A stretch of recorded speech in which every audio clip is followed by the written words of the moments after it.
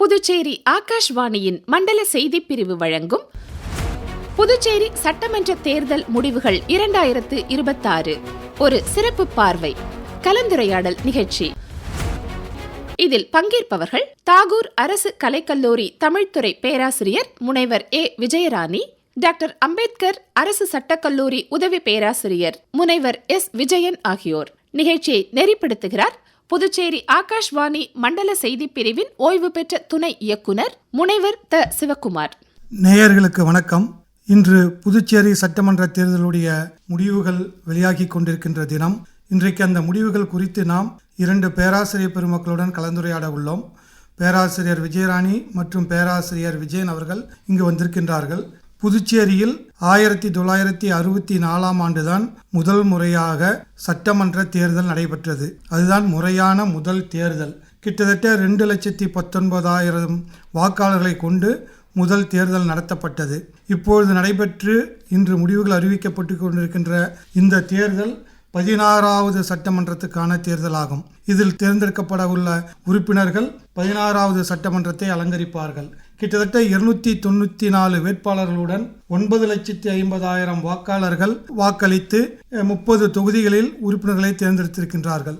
30 தொகுதிகளுக்கான தேர்தல், 294 வேட்பாளர்கள், 9,50,311 வாக்காளர்கள் என மிக பெரிய திருவிழாவாக இந்த தேர்தல் திருவிழா நடந்து முடிந்திருக்கின்றது. இந்திய தேர்தல் ஆணையத்தினுடைய வலைத்தளத்தில் கிட்டத்தட்ட அனைத்து முடிவுகளுமே வெளிப்பட்டு விட்டன. இந்த தேர்தல் எப்பொழுதுமே ஒரு கண்ணாமூச்சி ஆட்டம்தான் என்று சொல்வார்கள்.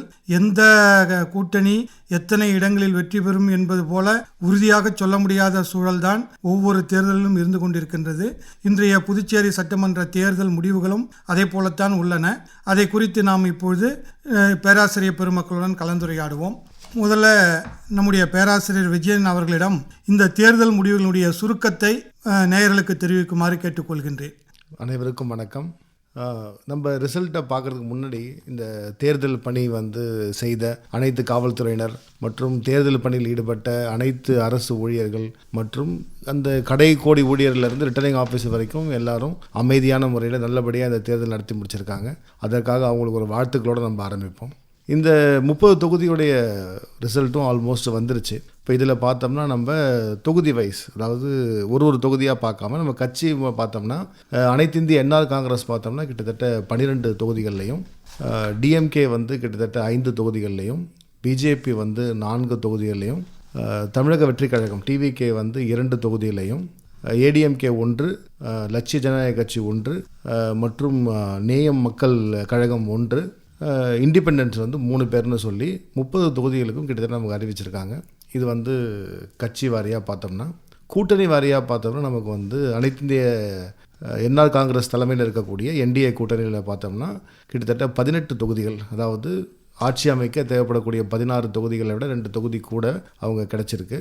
மேலும் டிஎம்கே காங்கிரஸ் கூட்டணியில் பார்த்தோம்னா அவங்க கிட்டத்தட்ட 6 தொகுதிகளில் வராங்க. தமிழக வெற்றி கழகம் தலைமையில் இருக்கக்கூடிய கூட்டணியில் அவங்க 3 தொகுதிகளில் இருக்கிறாங்க மற்றும் இண்டிபெண்டன்ட் 3 தொகுதியில் இருக்காங்க. தேர்தல் முடிவுகள் அடுத்து ஆட்சி அமைப்புக்க போவது யார் என்பதை மிக தெளிவாக எடுத்து காட்டிவிட்டது. எந்த விதமான சந்தேகமும் இல்லாமல் தற்போதைய முதலமைச்சர் திரு ரங்கசாமி தலைமையில் அடுத்த ஆட்சி அமைக்கப்பட உள்ளது என்பதை இந்த தேர்தல் முடிவுகள் எடுத்து காட்டுகின்றன. சரி விஜயன் சார், இன்னொரு விஷயத்தையும் சேர்த்து சொல்லுங்க. இந்த தேர்தல் முடிவுகளை 2021 முடிவுகளோட ஒப்பிட்டு சொல்ல முடியுமா? கடந்த 2021 தேர்தலையும் பார்த்தோம்னா என்ஆர் காங்கிரஸ் 16 தொகுதிகளில் நின்னாங்க. அவங்க வெற்றி பெற்ற தொகுதிகள் 10, தற்பொழுது அவங்க வெற்றி பெற்ற தொகுதிகள் 12. அதே மாதிரி நம்ம எல்லா தொகுதிகளும் பார்த்தோம்னா கடந்த முறை பாரதிய ஜனதா பார்ட்டி பிஜேபி அவங்க 6 தொகுதிகளில் வெற்றி பெற்றாங்க. இந்த முறை அவங்க 4 தொகுதிகளில் வெற்றி பெறாங்க. டிஎம்கே கடந்த முறை 6 தொகுதியில் வெற்றி பெற்றாங்க. இந்த முறை 5, 1 கம்மியாக இருக்குது. இண்டிபெண்ட் தான் இதில் பார்த்தோம்னா கடந்த முறை 6 பேர் ஜெயிச்சிருந்தாங்க. இந்த முறை பார்த்தீங்கன்னா இண்டிபெண்ட் 3 தான். காங்கிரஸ் கட்சி 2 தொகுதிகளில் ஜெயிச்சிருந்தாங்க. இப்போ ஒரே ஒரு தொகுதியில் ஜெயிச்சிருக்கிறாங்க. இதில் மாற்றம்னு பார்த்தோம்னா பெரிய அளவில் வந்து பெரிய கட்சிகளில் மாற்றம் இல்லை. இண்டிபெண்ட் 3 தொகுதி குறைஞ்சிருக்காங்க. அந்த தொகுதிகள் வந்து புதுசாக வந்திருக்கக்கூடிய தமிழக வெற்றி கழகம் மற்றும் எல்ஜேகே மற்றும் நேய மக்கள் கழகம் போன்ற கட்சிகளுக்கு போயிருக்கு. அப்போ பெரிய கட்சிகளுடைய செயல்பாடுகள் ஒரே மாதிரியே தான் இருந்திருக்குண்ணா. கிட்டத்தட்ட ஏறத்தாழ அவர்களெல்லாம் ஒரே மாதிரியாக தான் இருக்காங்க. ஒரே மாதிரி ரிசல்ட் தான் வந்திருக்கு. இவங்களுக்கு மட்டும்தான் என்ஆர் காங்கிரஸ் 10க்கு பதில் 12 முன்னேறி இருக்காங்க. பிஜேபியும் டிஎம்கேவும் கொஞ்சம் ஒரு சீட்டு குறைஞ்சிருக்காங்க. நன்றி சார். இப்போ இந்த கூட்டணி முறையில் பார்க்கும்போது என்டிஏ என்று சொல்லப்படுகின்ற என்ஆர் தலைமையிலான இந்த கூட்டணிக்கு இந்த தேர்தலில் எந்தெந்த அம்சங்கள் சாதகமாக இருந்தன என்பதை பேராசிரியர் விஜயராணி அவர்களை கூறுமாறு கேட்டுக்கொள்கிறேன். வானொலி நேயர்கள் அனைவருக்கும் அன்பு கலந்த வணக்கம். நமது புதுச்சேரி மாநிலத்தினுடைய 2026 தேர்தல் களம், அதனுடைய முடிவுகள், சென்ற தேர்தலிலே வெற்றி கண்ட என்டிஏ அதாவது என்ஆர் காங்கிரஸ் கூட்டணி தான் இந்த முறையும் பெரும்பான்மையான நிலையில் தக்க வைத்து கொண்டு தனது ஆட்சியை பிடித்திருக்கிறது என்றுதான் சொல்ல வேண்டும். அந்த வகையில் என்ஆர் காங்கிரசினுடைய தலைவராக இருக்கக்கூடிய திரு ரங்கசாமி அவர்கள் 2021 ஆண்டிலே 16 இடங்களை நின்று 10 இடங்களில் வெற்றி பெற்றார். இந்த முறை 16 இடங்களில் நின்று 12 இடங்களிலே வெற்றி பெற்றிருக்கிறார். இது கூடுதல் வெற்றி அவருக்கு தந்திருக்கிறது.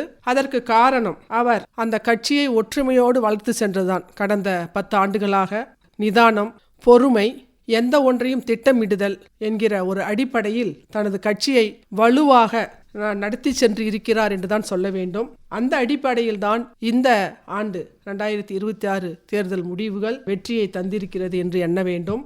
மக்களிடம் அவர் சேர்ந்து தன்னுடைய ஆட்சியை நிகழ்த்திய ஒன்று என்று கூட கூறலாம். ஏன்னா அதுதான் அவருக்கு ஒரு சாதகமான ஒரு நிலை என்று கூட கூறலாம்.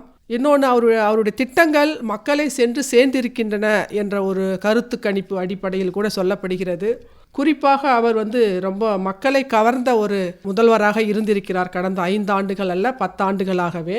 அந்த நிலையில் அவர் இந்த மேலும் 2 தொகுதிகளை வெற்றி பெற்றிருக்கிறார் என்று நினைக்கப்படும் போது அவருடைய அந்த திட்டமிடுதலும் மக்களுக்கு சென்று சேர வேண்டிய நலத்திட்டங்களை செய்திருக்கிறார் என்றுதான் எண்ண தோன்றியிருக்கிறது. அதனால்தான் அவருக்கு அந்த பெருவாரியான வாக்குகளையும் பெருவாரியான தொகுதிகளையும் பெற்று தந்திருக்கு. கூடுதலாக 2 தொகுதிகளை பெற்று தந்திருக்கிறார் என்றால் இது நிச்சயமான ஒரு காரணமாக இருக்கலாம்.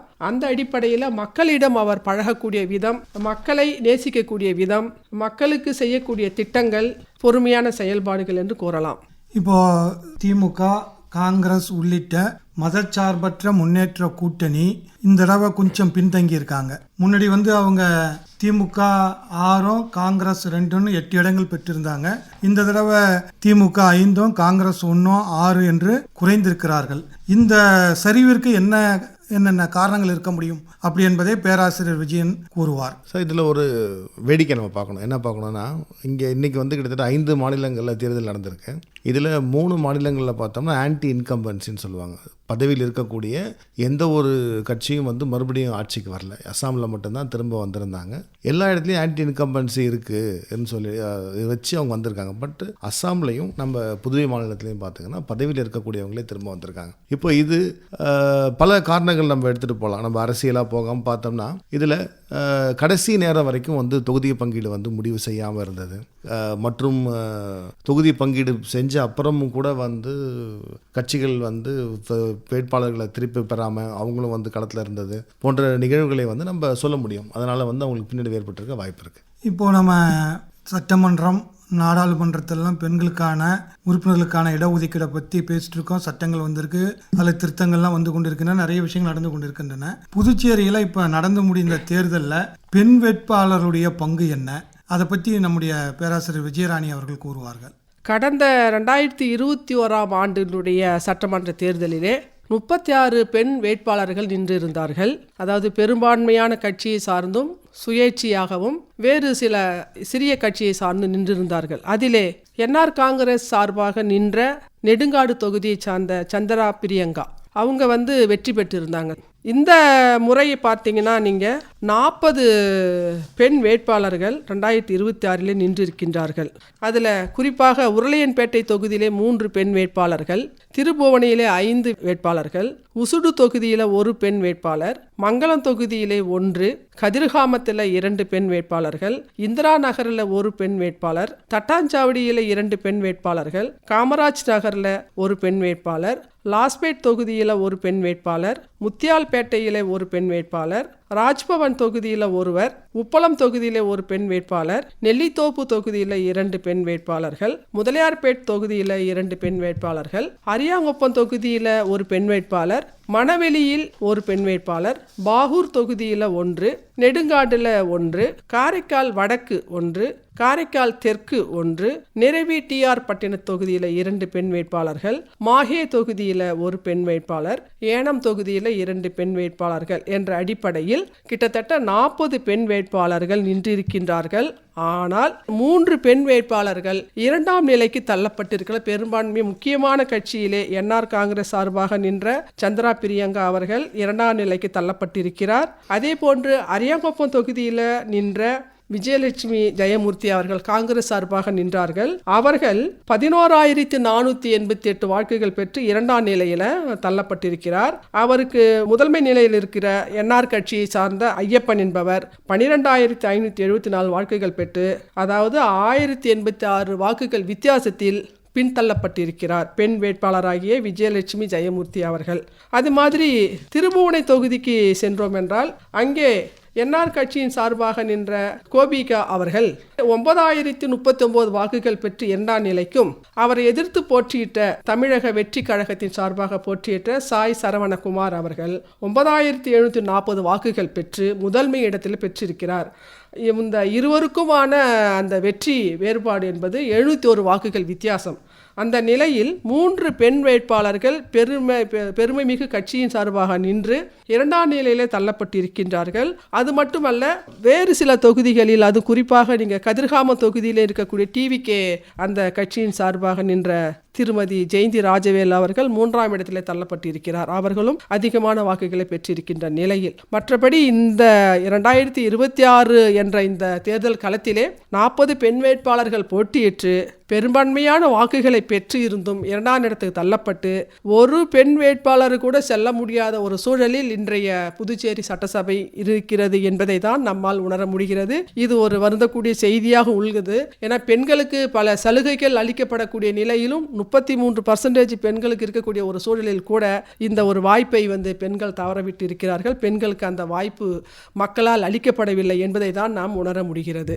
அதாவது நீங்கள் சொல்கிறத பார்க்கும்போது இப்போ பெரிய கட்சிகள்லாம் பெண் வேட்பாளர்களுக்கு வாய்ப்பு கொடுத்திருக்கின்றன. என்ஆர் காங்கிரஸ், விடுதலை சிறுத்தைகள், பாட்டாளி மக்கள் கட்சி, டிவிகே என்கிற தமிழ்நாடு வெற்றி கழகம், இவைகளெல்லாம் வாக்காளர் பெண் வேட்பாளர்களுக்கு இடமளித்திருக்கின்றன. இருந்தாலும் ஒரு பெண் வேட்பாளர் கூட வெற்றி பெறாமல் போனது மிகவும் வருந்தக்கூடிய விஷயம்தான். இதுலேயே 12 பெண் வேட்பாளர்கள் சுயேட்சையாக நின்றுருக்காங்க. ஆனால் ஒருவர் கூட வெற்றி பெற முடியவில்லை. அதே போலவே இன்னொரு நீங்கள் சொன்னதை வச்சு பார்க்கும்பொழுது திராவிட முன்னேற்ற கழகத்திலையும் பாரதிய ஜனதா கட்சியிலையும் இவை இரண்டும் பெரிய கட்சிகள். இதில் பெண் வேட்பாளர்களுக்கு யாருக்குமே அவங்க வாய்ப்பும் தரல. அதையும் நாம் இங்கே குறிப்பிட்டாக வேண்டும். எனவே பெண் வேட்பாளர்கள் வாய்ப்பு பெறுவதும் வெற்றி பெற்று சட்டமன்றத்திற்கு செல்ல வேண்டும் என்பதும் நம்முடைய விருப்பம் என்பதை இந்த இடத்தில் நாம் பதிவு செய்து கொள்வோம். அடுத்து சார், நீங்கள் சொல்லுங்கள் சார். விஜயன் சார், சுயேட்சைகளுடைய பங்கு எப்படி இருந்தது? போன தேர்தலில் எப்படி இருந்தது? இந்த தேர்தலில் எப்படி இருக்கு? சுயேட்சைகள் என்ன மாதிரியான மாற்றங்களை ஏற்படுத்தியிருக்காங்க?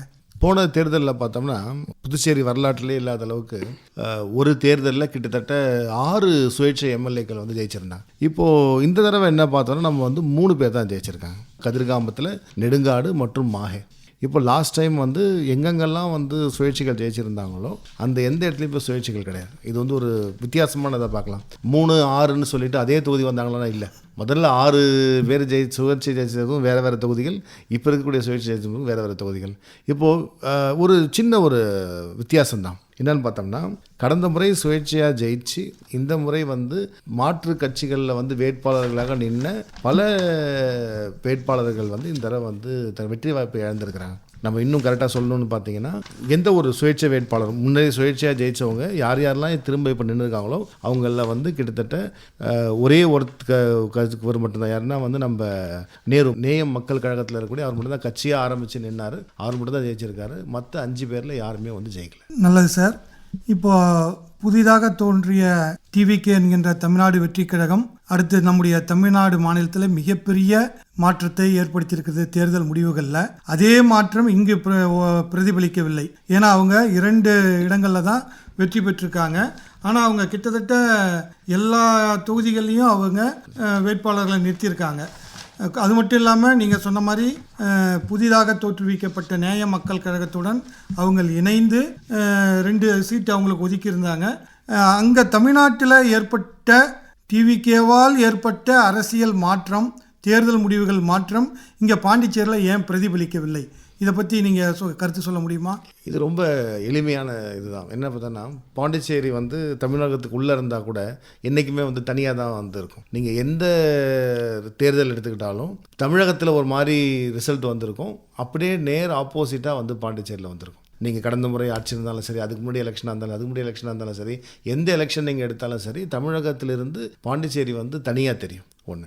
ரெண்டாவது, ஆல்ரெடி இங்கே வந்து ஒரு யூனியன் பிரதேசமாக இருக்கிறதுனால மக்கள் என்ன நினச்சிருக்கலாம்னா இருக்கக்கூடிய அந்த ஆட்சி மத்திய அரசோடு இணக்கமாக செயல்படக்கூடிய ஆட்சியாக இருக்கிறதுனால, அவங்க அங்கே ஆட்சியில் இருக்கக்கூடிய பிஜேபியுடைய கூட்டணியில் இருக்கிறதுனால யூனியன் பிரதேசம்ன்ற முறையில் அந்த கட்சிக்கு நம்ம வந்து வாய்ப்பளிக்கிற பட்சத்தில் நமக்கு வந்து நிதி ஆதாரங்களும் மற்றும் ஒரு மாநில அந்தஸ்து கிடைக்கிறதுக்கான ஒரு வாய்ப்போ அல்லது இருக்கக்கூடிய நிதியும் வந்து பாதுகாக்கிறதுக்கான வாய்ப்பு இருக்குன்னு மக்கள் நினச்சிருக்கலாம். அதனால இந்த ரிசல்ட்டை கொடுத்துருக்கிறதுக்கான வாய்ப்பு இருக்குது. இப்போ இந்த டிவிகேவும் லட்சிய ஜனநாயக கட்சின்ற எல்ஜேகேவும் புதுசாக தோற்றுவிக்கப்பட்டு நம்ம இந்த தேர்தலில் அவங்க முக்கியமான இடம் பெற்றிருக்கிறாங்க. இவங்களுடைய பங்களிப்பு முடிவுகளை எந்த அளவுக்கு பாதிச்சிருக்கு? கணிசமான வாக்குகள் பெற்றிருக்கிறாங்க.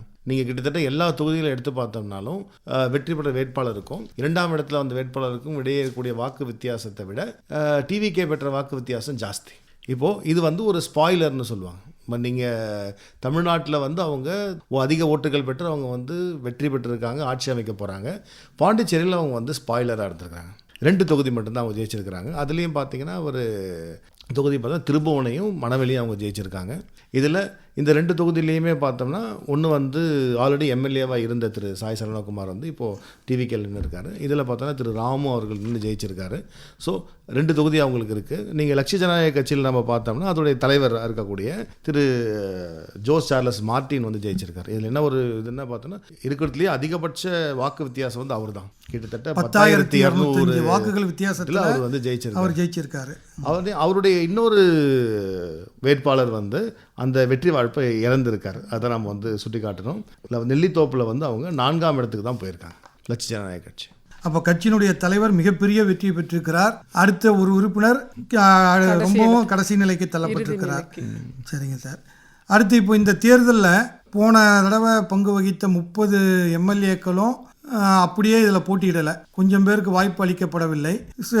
ஆனால் பெரும்பான்மையான எம்எல்ஏக்கள் இந்த தடவையும் போட்டியிட்டார்கள். கடந்த முறை எம்எல்ஏவாக வெற்றி பெற்று இந்த தடவை போட்டியிட்டவர்களில் தோல்வி பெற்றவர்கள் யாராவது இருக்காங்களா? அதை பற்றி சொல்லுங்கள்.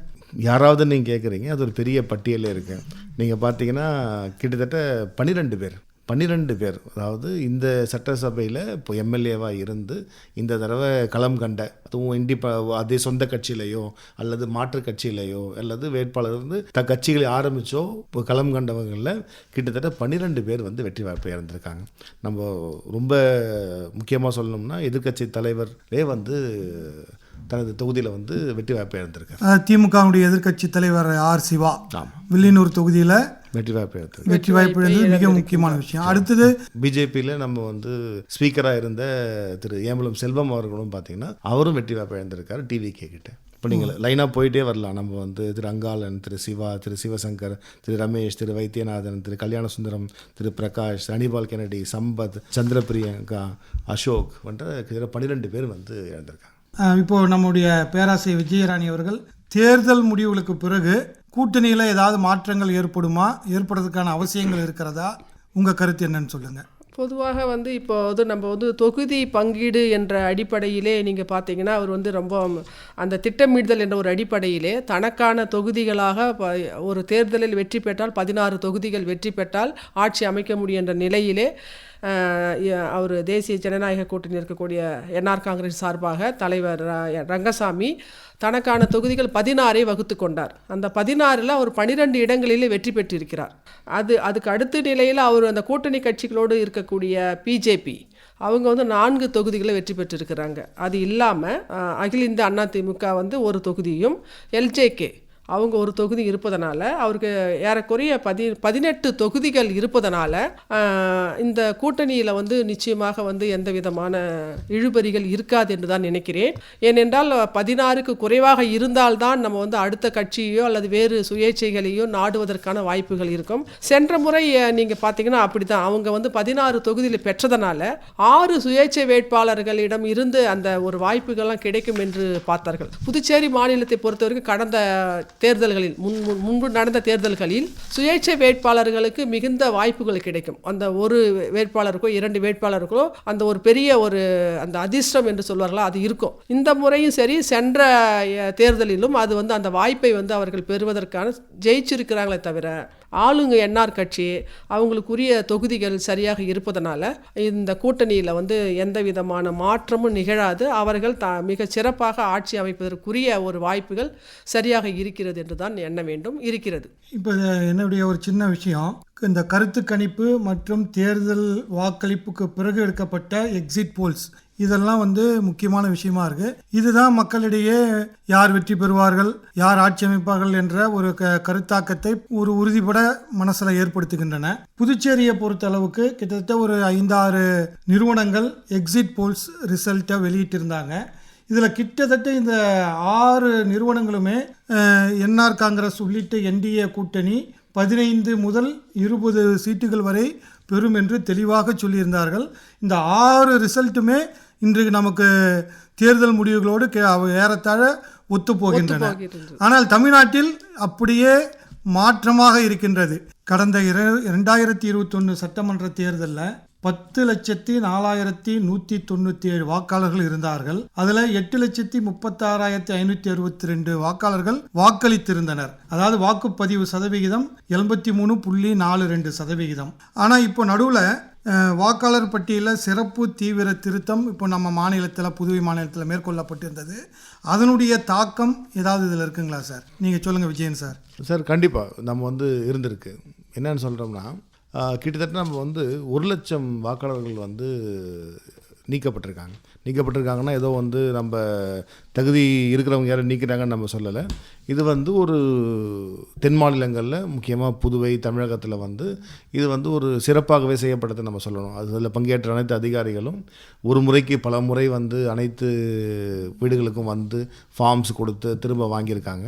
இப்போ என்னென்னா நம்ம அந்த எலக்ட்ரல் ரோல் என்ன ஆயிருக்குன்னா பியூரிஃபை ஆயிருக்கு. பியூரிஃபை நம்ம என்ன சொல்கிறோம்னா, அதில் இறந்தவங்க இல்லை தொகுதி மாறி போனவங்க இல்லை ஏதாவது 2 இடங்களில் இப்போது வாக்கு உரிமை இருந்த நபர்கள் போன்றவர்களுடைய பெட்டியெல்லாம் நீக்கப்பட்டிருக்கு. அதனால் கிட்டத்தட்ட நமக்கு 5% மேலே ஜம்ப் இருக்குது. நீங்கள் போன தடவை 86னா இந்த தடவை கிட்டத்தட்ட 91% நம்ம வாக்கு செலுத்தியிருக்காங்க. இது ஒரு 5% ஜம்ப்.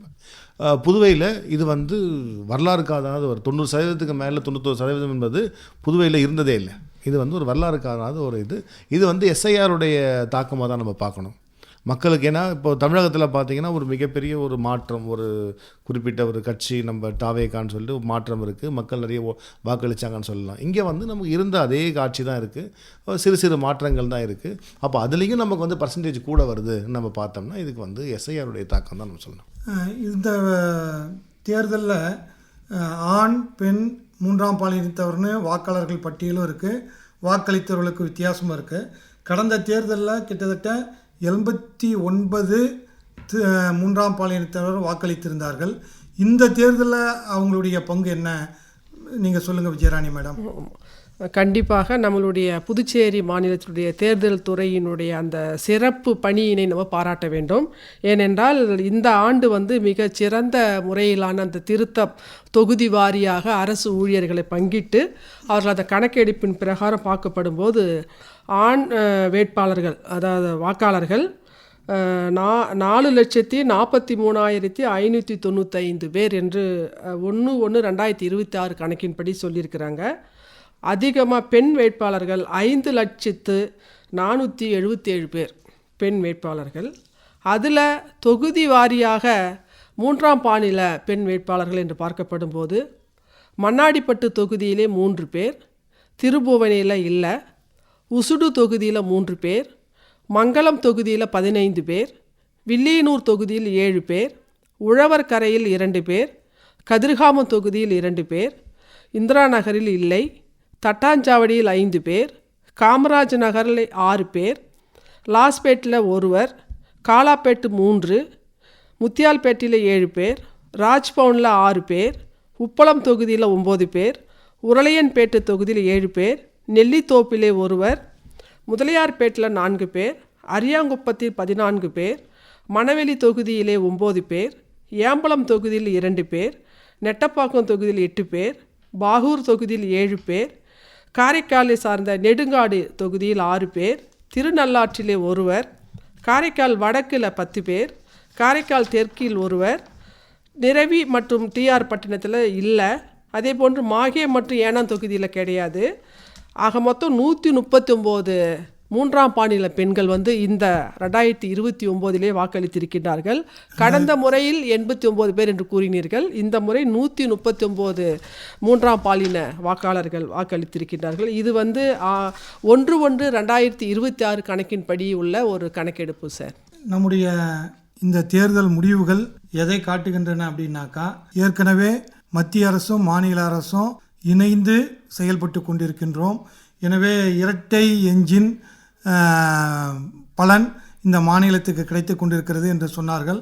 அதை நிரூபிப்பது போல மக்கள் மீண்டும் இந்த ஆட்சியை தேர்ந்தெடுத்திருக்கின்றார்கள். ஆளுங்கட்சிக்கு மீண்டும் ஒரு வாய்ப்பினை மக்கள் வழங்கியிருக்கின்றார்கள்.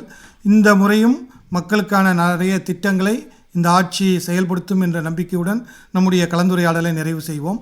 நன்றி, வணக்கம் நேயர்களே. நன்றி சார். மிக்க நன்றி அனைவருக்கும். நேயர்கள் இதுவரை கேட்டது புதுச்சேரி சட்டமன்ற தேர்தல் முடிவுகள் 2026 ஒரு சிறப்பு பார்வை கலந்துரையாடல் நிகழ்ச்சி.